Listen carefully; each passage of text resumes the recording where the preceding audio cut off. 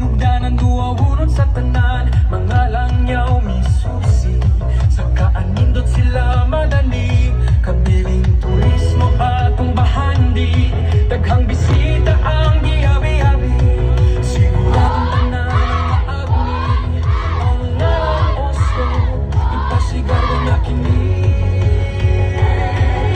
Mga panaad nga kalamboan sa katauhan kinigiatiman, sa mga nang labay katuigan, giugmad o gipanalipdan. Oslo kung di mong masusi, ulagway kini sa kauswagan o kakugi, mga dumuong buhok sa pag-abi-abi, kultura o turismo kinigipalabi. Tosrok sa Oslo, manuroy na kita sa Oslo.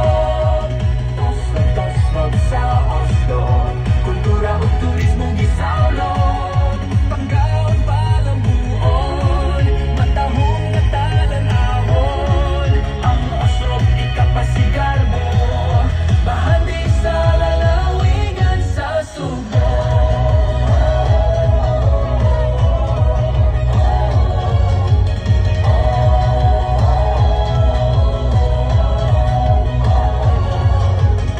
Birhen de la Inmaculada Concepcion, pagadaygon kahimayaon, nagauban ka na mo sa kanunay, salamat sa imong pagsapulay.